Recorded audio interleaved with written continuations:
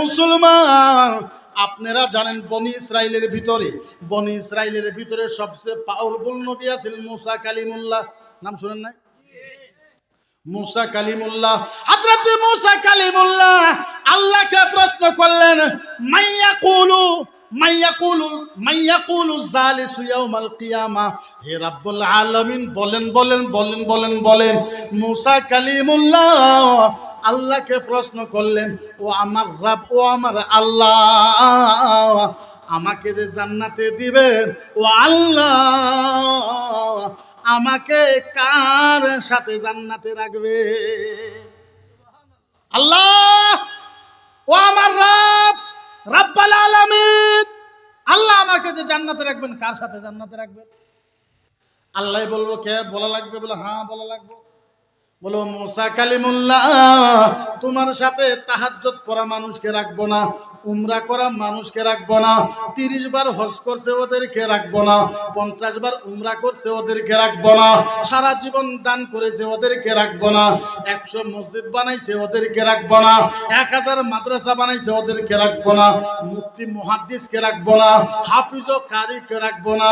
ও মুসা কালিমুল্লাহ, তোমার সাথে জান্নাতে রাখবো আমি একজন কসাই মানুষকে।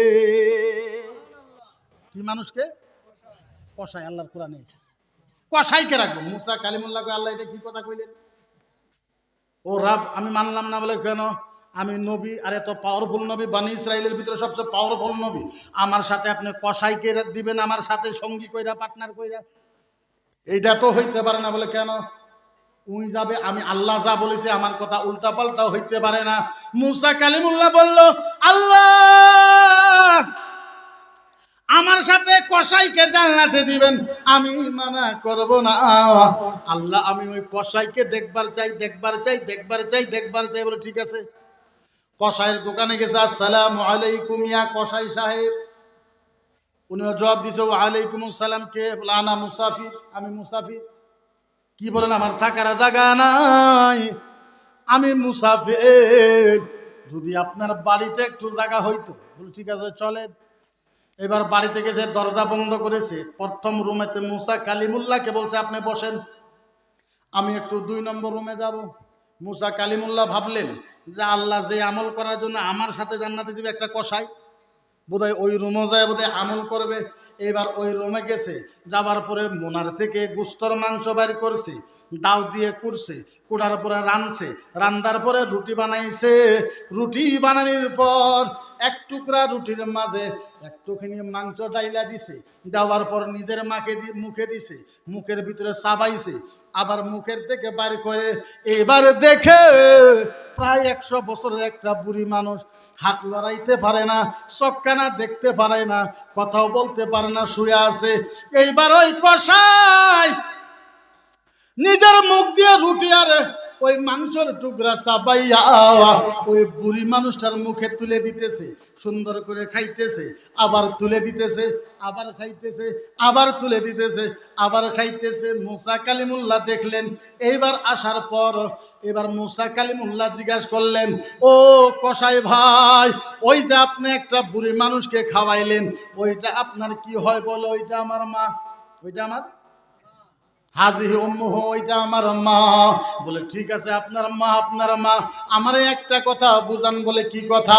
ও কসাই ভাই, আপনি যখন রুটি আর মাংস চাবাইয়া আপনার মায়েকে খাওয়াইলেন, খাওয়ানোর পর আপনার মা জানি কিবা কথা কইলো, বুঝা গেল না, খালি মুখটা নড়াইলো, কি কথা কইলো।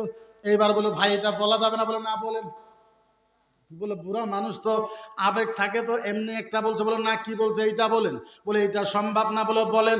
বলে আমার মা দোয়া করলো, আল্লাহ আল্লাহ আল্লাহ, আমার ছেলে এইভাবে 40 বছর থেকে আমারে খাওয়াইতেছে, ও রাব্বুল আলামিন মায়ের দোয়া বলে কবুল হয়ে যায়। ও আল্লাহ, আমি 40 বছর, আমি বুড়া মা, আমার হাত চলে না, আমার পাও চলে না, আমার দাঁত নাই, আজকে 40 বছর হয়ে যায়, আমার সন্তান আমারে চাবায়ে খাওয়ায়। আল্লাহ তোমার কাছে দোয়া চাই, ও রাব্বুল আলামিন বনি ইসরাইলের ভিতরে সবচেয়ে বড় নবী মুসা কালিমুল্লাহ, আল্লাহ তোমার কাছে দোয়া চাই আমার ছেলেকে তুমি মুসা কালিমুল্লাহর সাথে জান্নাতে দিও। আল্লাহ আমি মা বলে আমার দোয়া কবুল হবে না নাই, তার জন্য আপনাকে আমি বলি না ও প্যারে মুসলমান, ছোট ছোট ইবাদত করেন, বড় বড় সওয়াব পাবেন। হযরতে ওমর বিন খাত্তাব আমিরুল মুমিনিন নাম শুনেছেন? নবীর সাহাবা নাম শুনেন নাই? দুনিয়ার থেকে বিদায় হয়েছে, একজন মানুষ স্বপ্নে দেখছে হযরতে ওমর রাদিয়াল্লাহু তাআলা আনহুকে আল্লাহ পাক এত বড় জান্নাত দিয়েছে, আমার আল্লাহ এত বড় জান্নাত দিয়েছে, ওর থেকে বড় জান্নাত আর কেউ নাই। ওই মানুষটা জিজ্ঞেস করেছে, ও নবীর সাহাবা আমিরুল মুমিনিন হযরতে ওমর, আপনি কোন ইবাদত করেছেন আল্লাহ আপনাকে এত বড় জান্নাত দিয়েছে? হযরতে ওমর বলে, ও ভাই আমি বড় ইবাদত করি না। বলে কি করেছিলেন? বলে আমি দুনিয়ায় যখন ছিলাম হঠাৎ একদিন রাস্তা দিয়ে যাইতে যাইতে দেখি একটা মধুর গাবলা, ওই মধুর গাবলার ভিতরে একটা মাছি পড়ছে, মাছি আর উঠপার পায় না। আচ্ছা মধুর গাবলায় মাছি বলে উঠা হারবো? হ্যাঁ, হযরত ওমর বলে মাছিটা খুব উঠার জন্য, এইটা মধুর গাবলা, মাছি পড়ে গেছে, মাছিটা উঠার জন্য চেষ্টা করতেছে, উঠতে পারে না। হযরতে ওমর বললেন আমার কাছে তলোয়ার ছিল, তলোয়ারটা আমি রাইখা দিলাম, তলোয়ারটা রাখার পর সুন্দর করে আঙ্গুল ঢুকায় দিলাম, ওই মধুর তলের থেকে মাছিটা বাইর করলাম, বাইর করার পরে আমার এই হাতের তালাতে রাখলাম, সুন্দর করে পানি দিয়া মাছিটারে ধুয়ে দিলাম, মাছিটা উড়াল মাইরা চলে গেল। ওমর বলে আল্লাহর জাতের কসম, ওই যে মাছিকে বাঁচাইলাম, জানি না মাছিটা কি জানি আল্লাহর কাছে দোয়া করেছে, ওই মাছিকে বাঁচানোর জন্য আমার আল্লাহ আমারে এত বড় জান্নাত দিছে। হযরত ওমর রাদিয়াল্লাহু তাআলা আনহু বলেন যে এই মাছিকে বাঁচানোর জন্য আল্লাহ পাক আমারে এত বড় জান্নাত দিয়েছে, এত বড় জান্নাত দিয়েছে। মানুষে ভাবে ইসলাম বিরাট কঠিন, ইসলাম কি কঠিন? একবারে সহজ। আপনি যদি ইসলাম পালন করতে চান, আপনি যদি ইসলাম, আচ্ছা অসুবিধা হইতেছে আপনাদের?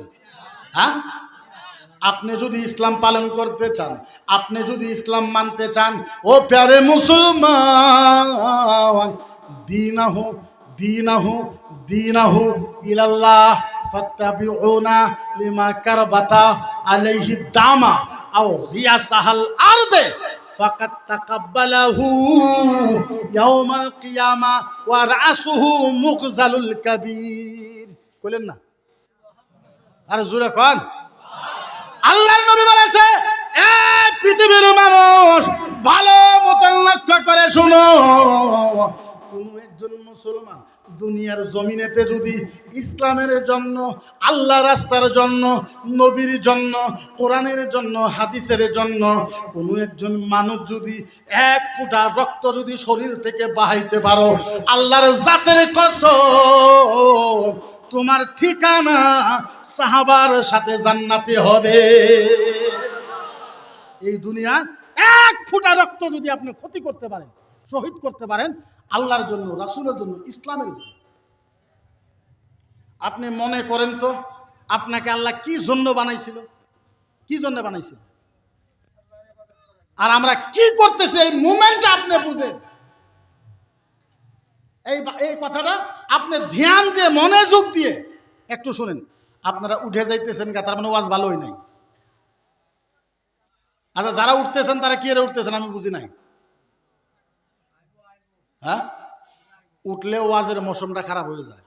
আর যদি আমি ওরকম বক্তা না যে আমার ওয়াজ কেউ শুনবই না, আমি শুনাইতেই থাকবো, অবাহ কমসে কম আমি নয়, জজ শেষ হওয়ার আগেই শেষ করবো ইনশাল্লাহ। আমি অত লম্বা ওয়াজ করিও না, আমার যত ইউটিউবে বয়ান আছে দেখবেন হাইস 40 মিনিট 45 মিনিট, তার উপরে আমি বয়ান করিও না। কারণ মানুষকে কষ্ট দিয়ে ওয়াজ করাটাও হারাম, মানুষকে কষ্ট দিয়ে ওয়াজ করাটাও হারাম। গতিকে মানুষকে কষ্ট দিয়ে আঘাত দিয়া আমি ওয়াজ করার তো কোনো দরকার নাই।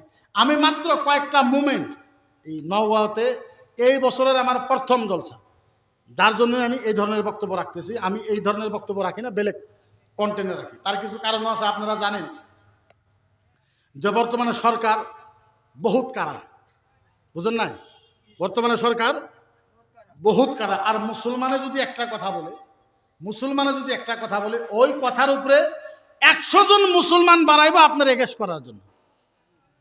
আপনি মুসলমান, আচ্ছা আমার কোন খারাপ পাইবেন না, আমি কিন্তু আবার ওনার সাপোর্টার না, খারাপ পাইবেন। এই যে মৌলানা বদরুদ্দিন আজমল হুজুর, উনি এরকম কোন কথাটা বলছিল যে কথার উপরে ওনাকে গরিহনা দেওয়া লাগে? আপনার বুঝানছেন, পলিটিক্যাল পার্টি থাকা হারে নিন, আপনারা খারাপ পাইবেন না।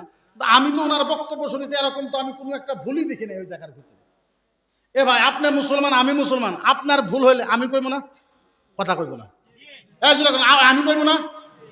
আপনার ভুল হলে তো আমি কইব, আমার ভুল হলে তো আপনি কইবেন। এটা তো ইস্যু বানানোর কি দরকার? পারেন যদি আপনি জাতির জন্য কাজ একটা করেন না, পারেন যদি আপনি ইসলামের জন্য কাজ একটা করেন না, পারেন যদি ইসলামের জন্য কিছু একটু করেন না, আপনি যদি কারো সহায় না করতে পারেন, আপনি কারো অন্যায় করবেন না, এই কথাটা মনে রাখেন। এর মানে এটা না আমি জেলে গেছিলাম কিছুদিন আগে, আপনারা জানেন। আচ্ছা, জেলে যাওয়াটা কি বেশি বড় কথা? থাকাটা কি বেশি বড় কথা? আমি তো দেখলাম জেলের ভিতরে ভালোই সুবিধা, কোনো খারাপ সুবিধা। আমার উপরে অনেক মামলা, অনেক মোকদ্দমা।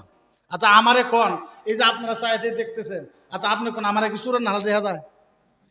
ডাকাতের মতন, বদমাস মানুষের মতন? একটা মুফতি মানুষ, টুপি রাখি, 5 ওয়াক্ত নামাজ পড়ি, জুব্বা পিন্দি, আতর লাগাই, সুরমা লাগাই, কোরআন ও হাদিসের কথা কই, আমি এরকম কোন কামটা